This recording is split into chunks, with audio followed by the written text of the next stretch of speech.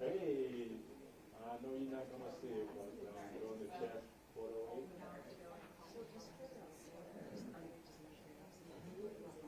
How about?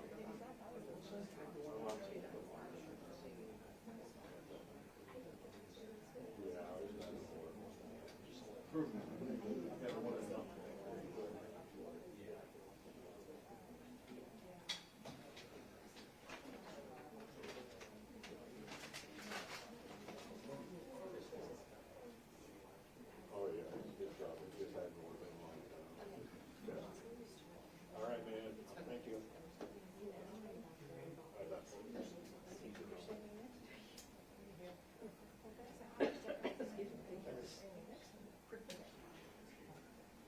Eventually it'll be shrunk down and part of the camera. Then they ask you a question and they're over there. Oh, I don't know. Appreciate it. Usually some tech guy wants to talk shop. I'm like, I don't know, dude, I just push the buttons and it works. What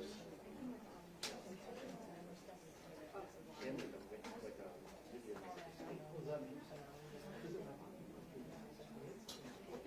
That's good. That's good. Because you do what you want. Sure.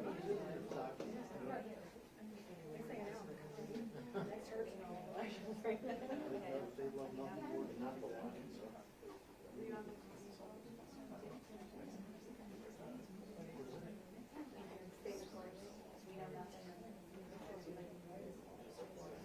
Oh, that's good. No, you were saying that, right?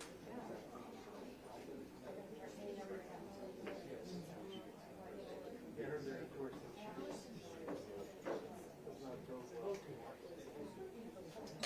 course, we need to news channel. How many households have cable? Internet, phone. All right, everybody. Sheriff will walk in here in just a minute. He'll go straight to the mic.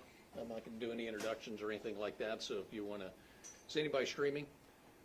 Okay, so we'll go ahead and kind of get that rolling to give you your pre-time on the stream and give him about 30 seconds and we'll get started, all right?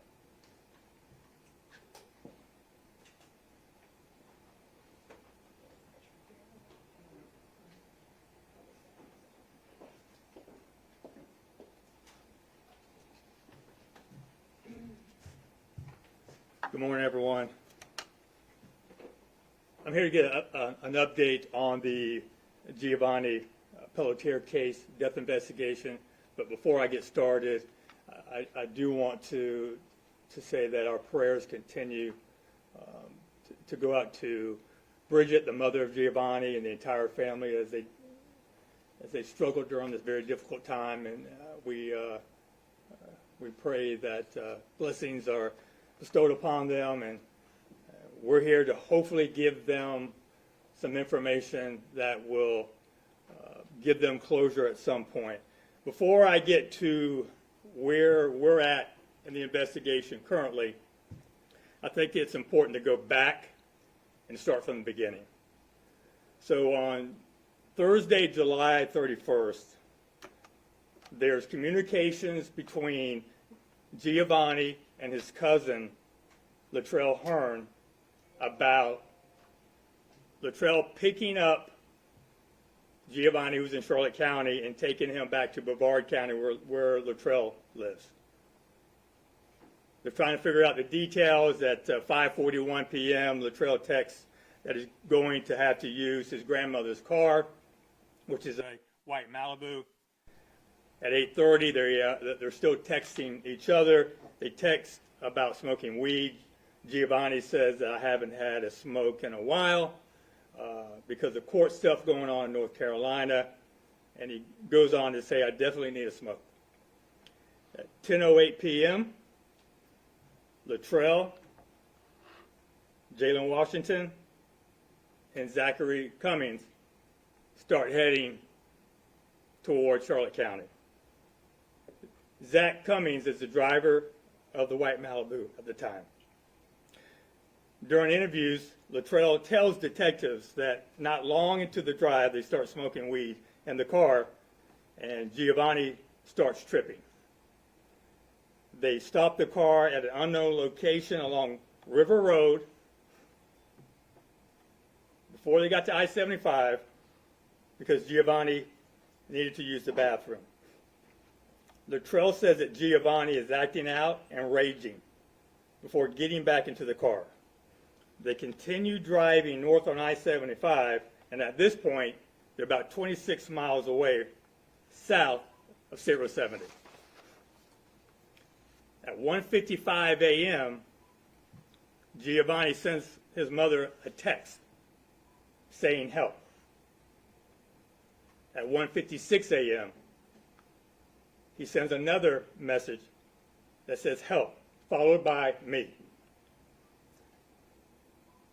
Jalen says Giovanni was tripping, telling them, "I am a demon, and I will wreck this car," and says he will kill them all as he tries to open up the door while the car is still moving.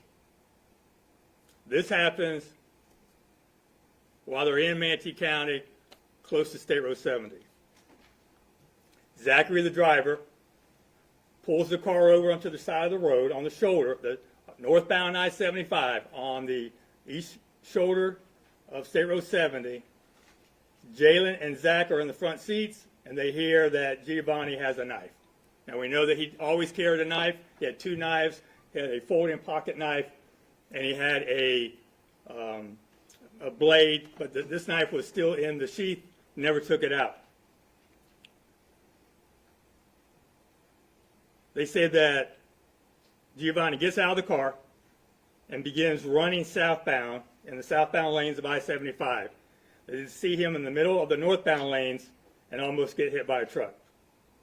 This is the last time they see him.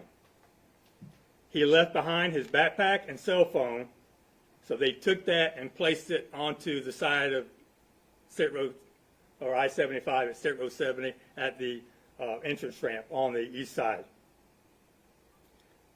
At 2:26 a.m., Luttrell calls his grandfather to let the grandfather know that Giovanni got out of the car. At 2:27, Luttrell calls Bridget, Giovanni's mother, but there's no answer. We know that they continue northbound on I-75. We have them stopping at the Flying J truck stop in Hillsborough County off the I-4, and you can tell by their phones that they eventually make it home to Brevard County.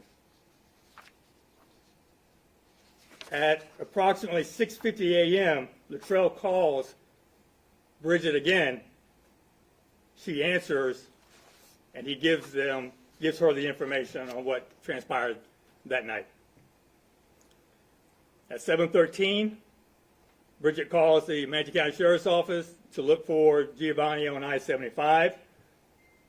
She says, from the 911 call that we collected, "I received some missed calls from my son this morning. He was being picked up by a relative, and I was told that they left him on the side of the highway. That there was some type of an altercation and a knife was involved. She asked if a deputy could do a wellness check and make sure that he's okay." The dispatcher responds, "You mentioned a possible altercation, but can you tell me again exactly what happened?" She states, "So I'm getting this from people who were there. He said they were in the car, and I guess they had given my son some weed, and my son doesn't normally do any drugs.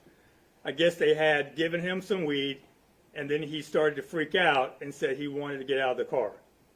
And they were like, hey, just calm down, thinking maybe it was the drugs he was taking.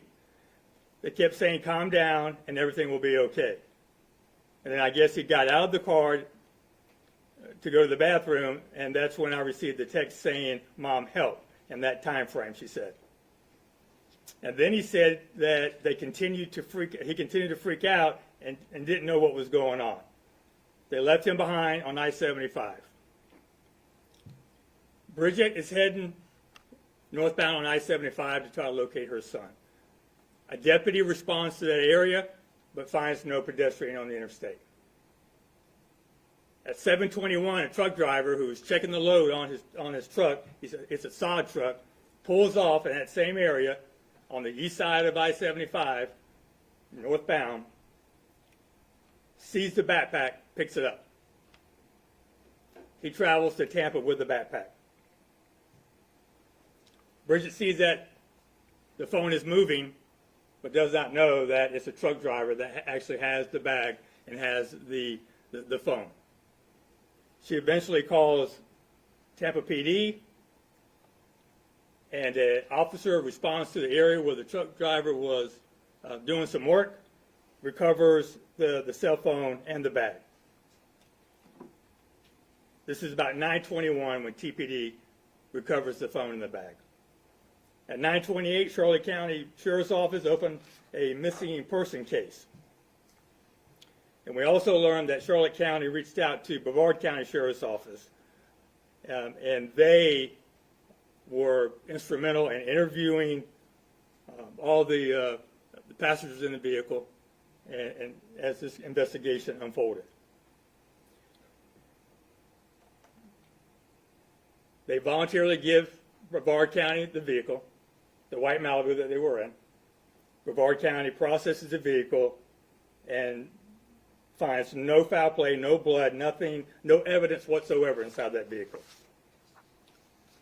Charlotte County reaches out to us once again to check to see if Giovanni had been admitted to any hospitals or possibly was arrested. And there was no sign of Giovanni in our system. On Monday, August 4th, Charlotte County requests the assistance of the Manatee County Sheriff's Office as they search the area that the trail says they dropped off Giovanni on I-75. They do an extensive search east of the interstate in wooded areas on both sides of State Road 70 and find nothing. On Tuesday, August 5th, Charlotte County comes back to Manatee County along with a volunteer team that have good cadaver dogs. Also, the Charlotte County Aviation Unit was flying overhead. We had 3 of our detectives assisting them with searching the areas that they wanted to search that day. After about 4.5 hours, they told our detectives that they're not really sure that Giovanni is in this area. Now, why is that important? We know that he got out of the car on River Road before he got onto I-75. So as investigators, they're starting to think maybe he never made it to State Road 70. Now, I can't speak for the Charlotte County detectives. I can't speak for Sheriff Permel. But they know the backpack was there, but there's no sighting of Giovanni in that area at this time. So Charlotte County is still searching, and they're searching hard in the area of River Road and I-75. But we know that that's not where he was at. On Friday, August 8th, at about 3:15 p.m., Manatee County Sheriff's Office receives a call about a body located in a pond right off of I-75 at the exit ramp to State Road 70. We learned that a friend of the family had been searching the area and had located the body. I sent my entire homicide team out there along with their sergeant, lieutenant, captain, and major to process this scene. The medical examiner investigator also responds to help with the processing of the body. We do a deep x-ray, a scan of the body. The ME does that night. There's no signs of any trauma to the body. There's no indication that he was shot. There's no indication that he was stabbed. There's nothing at that time that helps us determine cause of death. On Saturday, August 9th, detectives and crime scene techs go back out to the scene. They conduct another thorough investigation of the area, search of the area. Our drone unit also flew over the pond and the surrounding area, but didn't find anything of any value. On Sunday, the District 12 medical examiner performed an autopsy of the body. Preliminary indication was no signs of trauma or foul play, but the cause of death is still undetermined. On August 11th, my dive team goes back out to the pond to search it once again to make sure that we did not miss anything in the initial searches. They find nothing.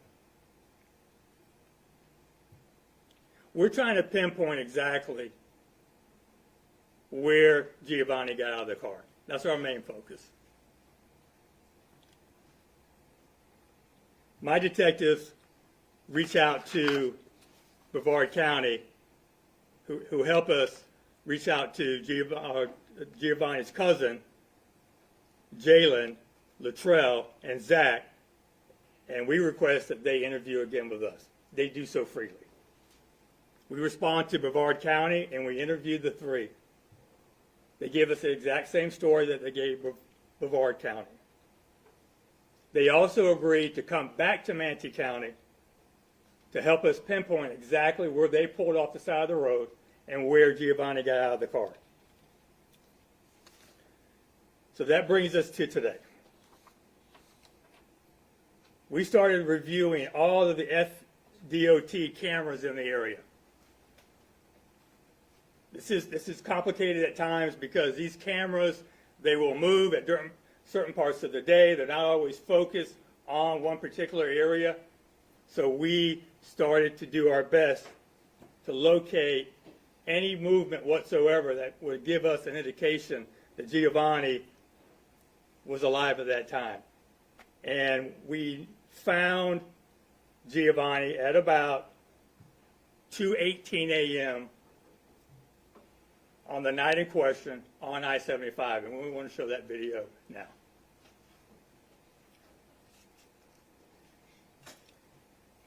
It's difficult to see at first, so bear with us.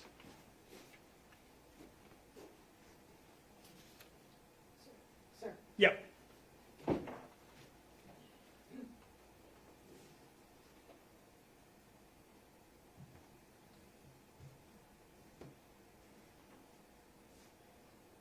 This is the 44th Avenue camera, located about 1.2 miles north of State Road 70.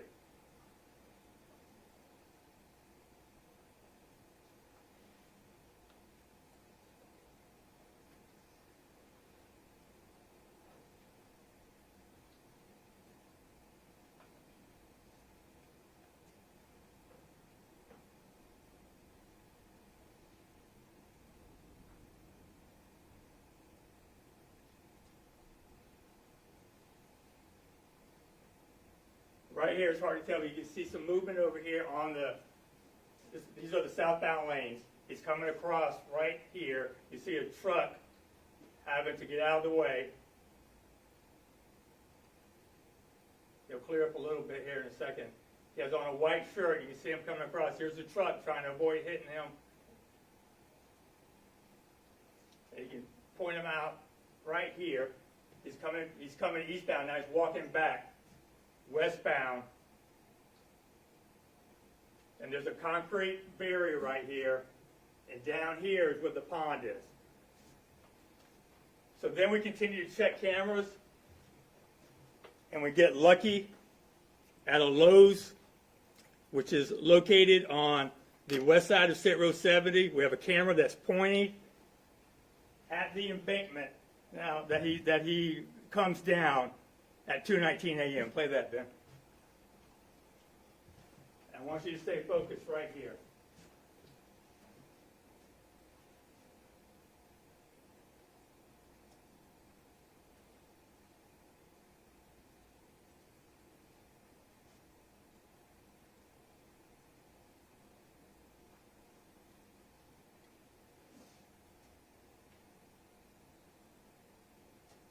Now that's a steep embankment.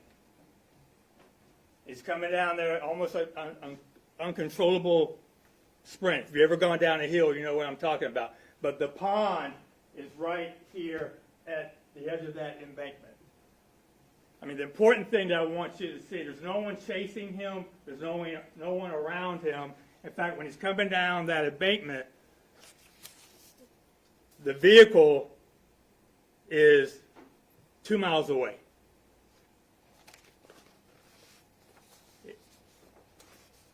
So there's no one in this area with Giovanni. There's no one that's chasing him. He's by himself. Now, what we don't know is what happened when he hit that pond. I don't know. I'm not going to speculate. The death is undetermined. So we know that we don't have anyone that comes down that embankment after him. They don't look for him.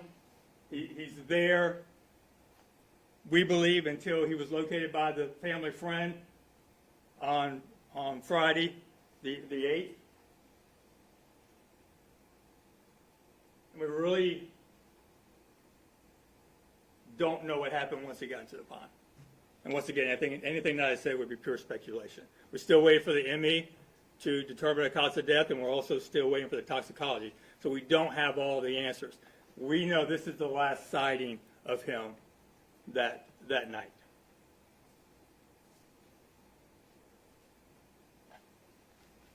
Do you have any questions? Anything you want to ask?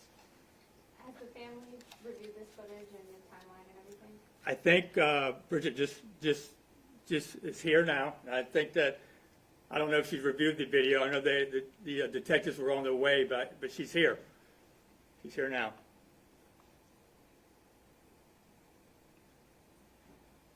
Sheriff Wells, could you remind me again, were all three individuals in the car, are they all cousins of Giovanni? No, I know Latrell is a cousin, and I think that Zach is definitely not, and I think that Jalen's just a good friend. Okay, so Zach and Jalen are good friends. Yeah. Was the driver of the car, was he under the influence? Not that we know of. Okay. We have no indication of that. Okay. Sheriff, can you talk about, we know that Charlotte County was the lead investigative agency in this. How hard is that when Manatee County was just a stop and we don't know at that point, so early on, that he's actually here? Yeah, I mean, our detectives were working with them, and Charlotte County was keeping us up to date. And, you know, we searched with them on that, on the 4th and the 5th. A lot of time was spent on the east side. And even though the helicopter was flying the entire area, you know, they were really focused on that east side. And it's heavily wooded, it's wet, and they believe that that's where he would have gone.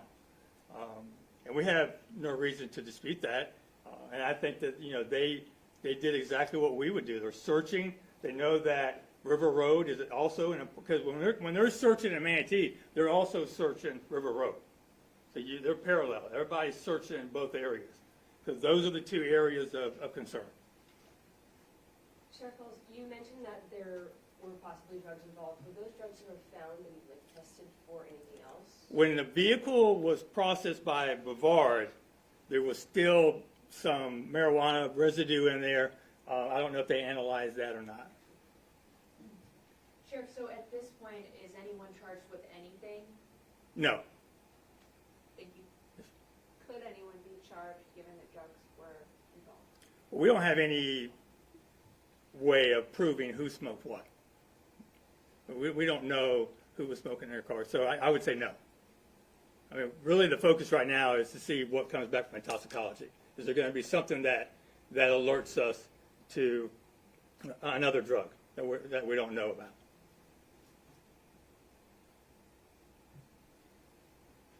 Any more questions? Yes, sir. I know you said you didn't want to speculate, but is the thinking maybe it was some kind of different weed, synthetic marijuana, he had a bad reaction, became paranoid, and then accidentally, stumbled down the hill and drowned? Well, I don't want to speculate because I don't think that's fair to the family. I don't know what happened. So I want to wait for the toxicology report to come back to see if there was something in there that's alarming that points to something more that we need to investigate. Can you talk about too, I know we as reporters know, but can you tell the public just how long those toxicology reports can take to get back? I mean, sometimes they can take up to 2 months or longer. I mean, we are asking them to rush it, and we would like to get them back sooner than later. I just don't know how long that's going to take. I know there was some concern that because of the condition of the body, because it had been in there for so long, that the toxicology report might not be complete, or they might not be able to get a full picture. Is that still the thinking, or? I know that they were able to get a sample. I don't know how good that sample is going to be. But they did get a sample, and they sent that off to be analyzed.